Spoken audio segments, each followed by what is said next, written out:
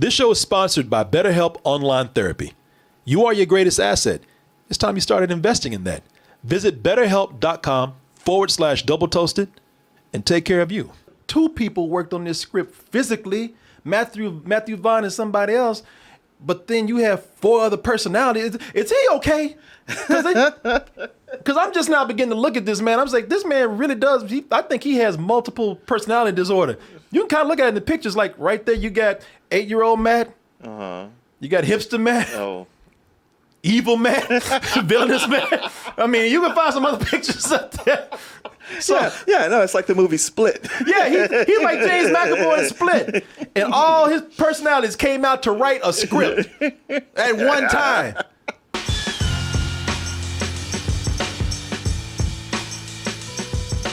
Hey everyone, Double Toasted Live is headed to Florida for 2 back-to-back shows. Gonna be in Miami Thursday, January 20th, and then in Orlando, Friday, January 21st. Get your tickets now by going to x1entertainment.com. Super VIP and VIP tickets available right now. And when you do go to get your tickets, we have a very special discount for you for a limited time only. Type in the code DT2022 when you go to x1entertainment.com and get 15% off your ticket price. Also, check out our new merch store at tpublic.com. We have new merch and new designs available right now with many more on the way. Check them out by clicking the link in the description below.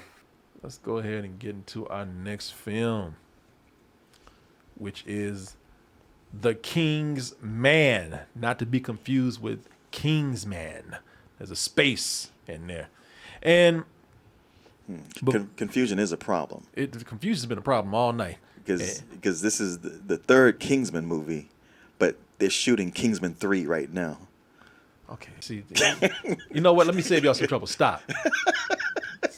You might want to wait to see how this movie does before you do. Everybody don't know what the hell's going on already. Well, I'll tell you what. If you're confused, let me try to explain something to you really quick. Maybe this will help you understand what's happening with this film right here. Because what you probably do get is that this is a prequel. And yes, it is. Before the Kingsman organization was recruiting any old punk ass off the street from the jolly old projects of England, of London. From the West End. Yeah, exactly. Or East End, I guess. Their roots did begin with high wealth and standards, Martin. Gonna put my bottom jaw out there. Yes, good jaw out there. Yeah, exactly. Stiff up a lip, mate. High wealth and high standards. They really did begin with that. And yeah, before they had little punk ass, what, Jonesy? Eggsy. Jonesy. Same thing. Before Eggsy.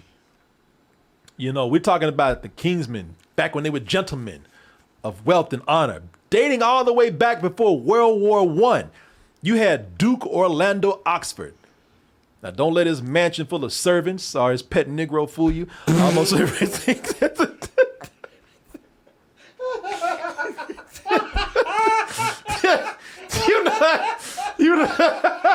You know what I'm saying?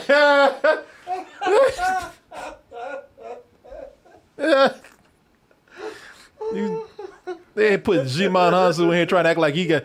They tried to act like oh no, he one of the guys, man. You know, he's right. He's equal with everybody. Got his ass dressed like Uncle Ben in here and shit. Oh, get out of here, man.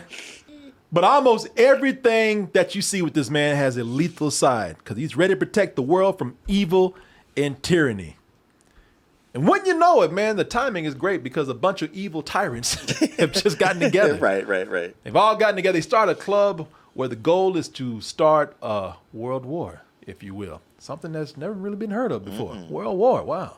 Whole world going at it. Why? Because, well, if we turn the world against each other and we kill millions of people, that'll make room for us, this cabal that we got here, to take over.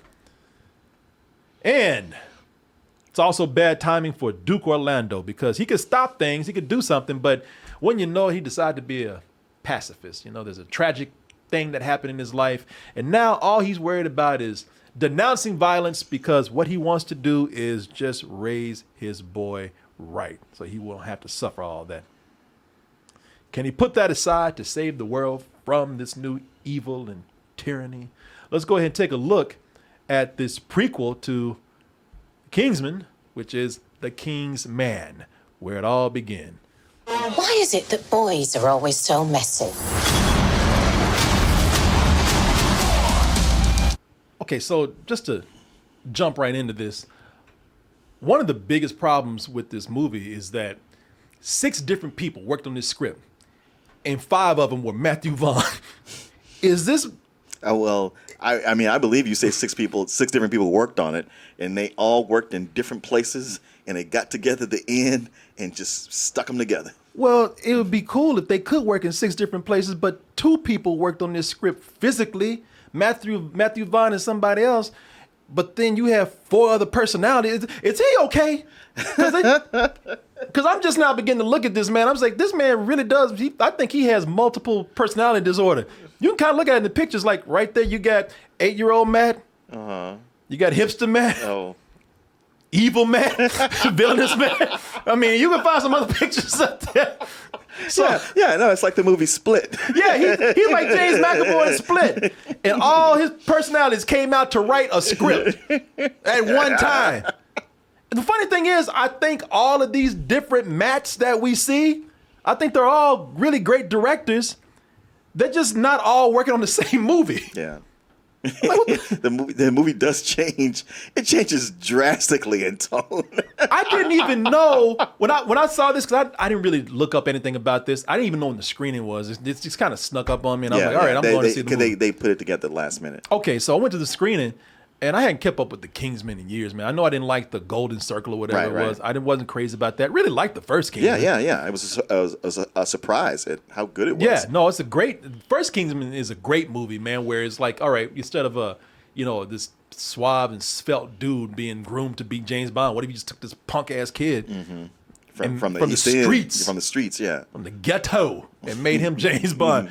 But this shit, right? I didn't even know that Matthew Vaughn had directed this. When I went to see it, I was like, did this director even see the last 2 movies? Or you just gonna come in and just do whatever the fuck you want to do? All right. Oh, so you didn't even know it was I the didn't same even know. guy. No, I swear to God, I didn't know he was the director. I thought somebody came in and was trying something new. That would make sense. I was confused when I saw this because every Matt is doing something different based on his personality. Multiplicity. You got one Matt who just got through seeing 1917 and says, you know what, I'm gonna make that movie right there. You got another Matt doing a James Bond movie. You got another Matt doing an Indiana Jones movie. Yeah. You got another Matt doing a little bit of Batman. So you got another Matt who's doing the League of Extraordinary Gentlemen. Yeah. Yeah. And if you squint your eye, you get in real close and you cock your head a little bit, you just might see the Kingsman in there. Sorry about that. Needed to let off a little steam. Yeah.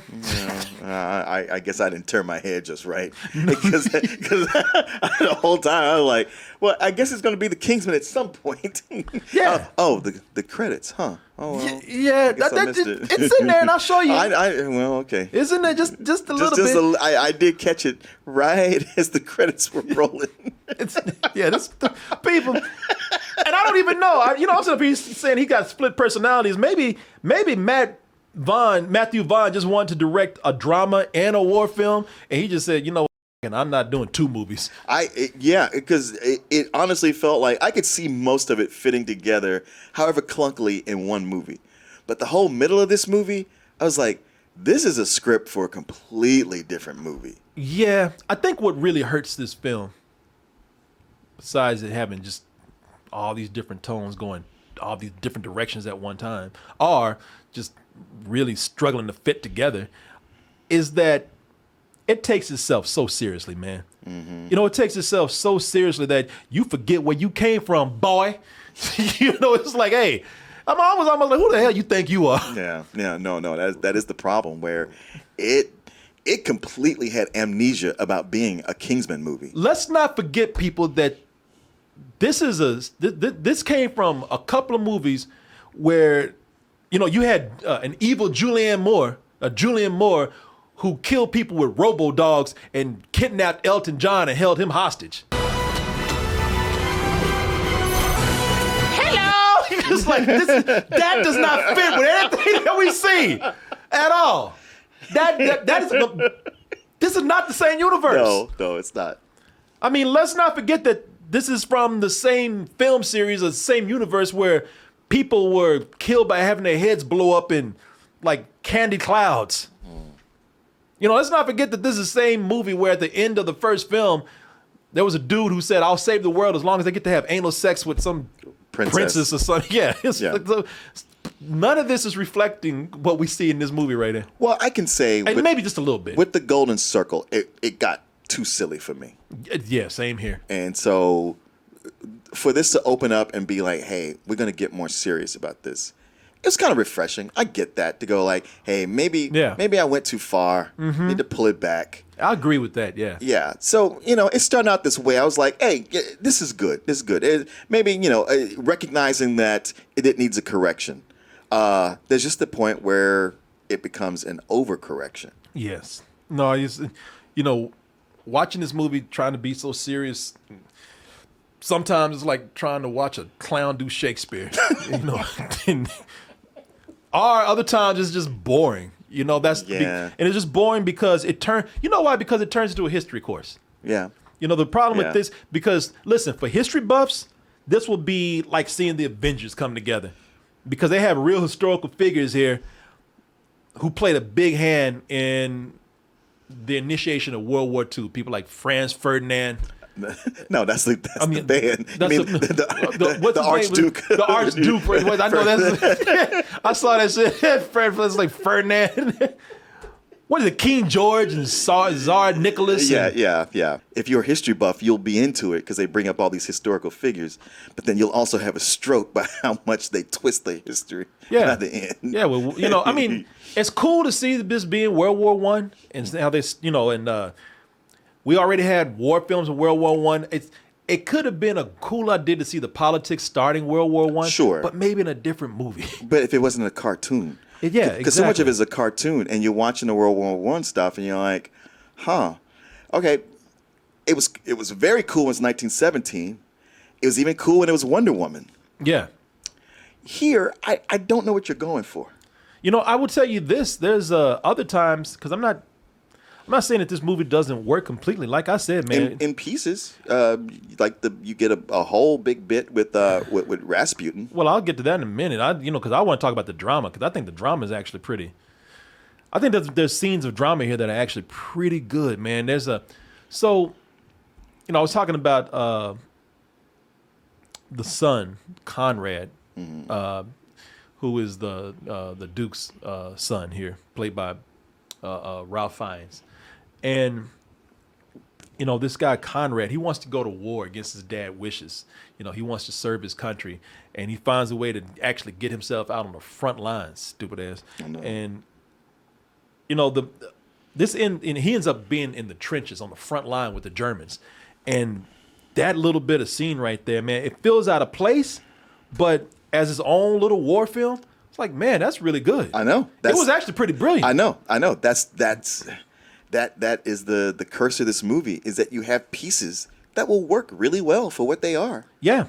And you know what? It works so well that the drama there, and maybe in a couple other places, it works so well that it actually caught me off guard with things where I was like, whoa, y'all actually went there. That was another thing that made me think, yeah, Matthew Vaughn would have never done this. And I was like, oh shit, okay. But then the movie will pivot to some of the goofiest shit. And I'm not even saying it doesn't work. It works in the way that the Kingsman worked. That there are things in here that it just does not jive with some of the drama that we have here. And the drama doesn't work with that. Like rapey Rasputin, who comes in and heals people's gun wounds with the power of sexual assault. Yeah. That's like, man, what the fuck? I know. It's like, did y'all have to make him so gross? Yeah, which is quickly followed by a fight scene where he defeats people with Russian dance. I was looking at Jima Hansa. I was like, man, why don't you start putting some of that African moves? Exactly. Shit, start breakdancing or something. Yeah, don't let him clown you like that. Man, didn't get put some you getting moves out of served. that fool. Come on, man, put some African butt on his ass. People people, this is completely stupid. All right, but. It fits with the Kingsman. But it fits with the Kingsman. The Rasputin character is even a little bit too much. But on his own, it's a well-directed fight scene. Mm-hmm. If you just take it out the movie, Yeah. put it on his own. And all of this is, and it just gets silly. All this is leading to some climax where you got a dude on top of a mountain hanging out with goats all day, living in a shack. Man, they do so much to hide the identity of the mastermind, and just all they let you hear is his Scottish accent over and over. Yeah. And then when the big reveal comes, they go like, "Huh?" You're like, "Oh, okay, Yeah. I guess." Hey, I didn't know, but I didn't give a shit. It's not really that big of a reveal. I didn't guess it, but now you told me, and it doesn't really. I don't really go back and go like, "Oh," it's like, all right. That Scottish accent, you should have had Shrek reveal who was. Hello? It was here the whole time, yo. A lot of this works in chunks, as I was saying. A lot of it works great in chunks. Drama's good here, funny in some parts there, a fun pulp adventure in this part right here. But those pieces, these are Legos that just don't fit together, man. Mm-hmm. That's the only. They may be really cool. We could put them all together and make one big Lego city or set, but it just doesn't work that way. And I'm gonna tell y'all, man. Talking about stupid. The stinger in here is it's ridiculous. It is. Listen, if you see this, do yourself a favor and do not stick around for the stinger. Oh no, I say stick around and watch this. You see just how stupid it is. They had the nerve. They really are trying to start a historical Marvel universe, man. I know. And it's as dumb as it sounds. They trying to turn a certain historical figure to Thanos. And I was like, that's just insulting, y'all. Yeah. That's just insulting. That is just stupid. No, that is just offensive. You're right about the League of Extraordinary Gentlemen. When they do that, yeah. I was like, come on, y'all. Now that is just offensive. Yeah. Now this is not fun anymore. You should know better. Oh, and this is another anti-violence message where, okay, cool, he's a pacifist and he keeps preaching about how violence is not the way. But then that would be cool, even if you had violence in the movie. But you could tell the director's having so much fun with the violence. Yeah. I don't want to hear that shit. I see this all the time. I don't want to hear it. The cast is cool. I like the son, man. I wish I could remember this. Harry Dickerson, man.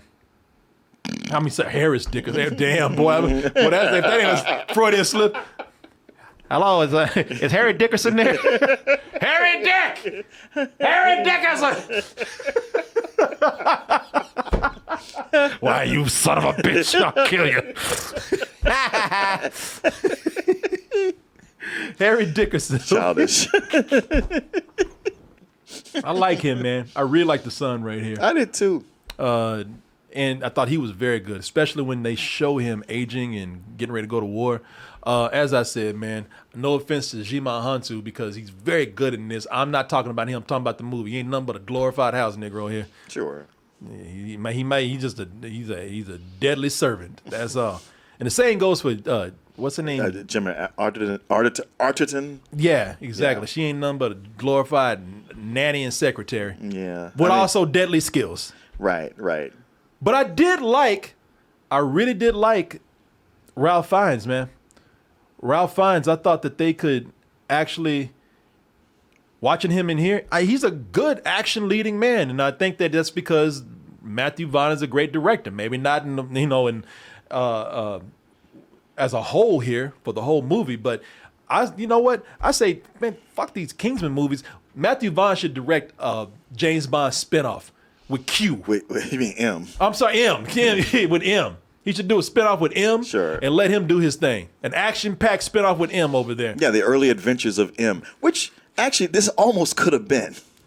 You're right. Because it so flimsily makes it the Kingsman. Yeah. No, you were right about that. 100%. It's a rental, man. It's so all over the place. I could not, even for the things that I loved, I just could not get fully invested in it. No, exactly. You have a hard time getting invested in it. As much as you follow Ralph Fiennes, he's still not one where you kind of like, yeah, but when we gonna get to the real person? Yeah. And that's just not the thing. But also, as much as it might have like the Rasputin scene or the big fight on the mountain that's Kingsman like, you really do get lost in going like, I don't see how this is a Kingsman movie. It literally was, the movie was about to go off and they went, oh shit, there's 5 minutes left. All right, everybody, all right, come back. We're gonna form the organization right now. Because up to that point, you're like, I don't get it. That scene where they talked about how the organization came together, that was tacked on from another movie. Yep. It was. And so, yeah, it's a rental, and it's not even a good rental. But if you watch it from home, you have the luxury of watching it in chunks. Shit, maybe you're 6 different people. You can be like him. Watching it. Maybe you have a different personality for each part of these movies right here. Yeah, he kind of looks like Taron Egerton. He does. But yeah, maybe that's why he cast him. He's like, he could be me. But it is one where, yeah, I guess they're not shooting the third or Kingsman 3 now, but it's in development. But it is one of those like, yeah, you might want to slow your roll because I don't know how this is going to play. Listen, it might play well. I'm just going to tell you what I've seen and felt, and I'm not saying that my word is anything at this moment. I just haven't heard anybody talking about it. And there's just been no real excitement for this. Yeah. Shit, the way you directed this, you might have killed this franchise. I know. They might pull the plug on the third one if this doesn't perform well. It's already getting bad reviews. Yeah. So yeah, man, we'll see. Hey everyone, support our Patreon, which helps us to continue bringing you our live streams, videos, and podcasts while bringing you new content such as exclusive live streams and animated shorts.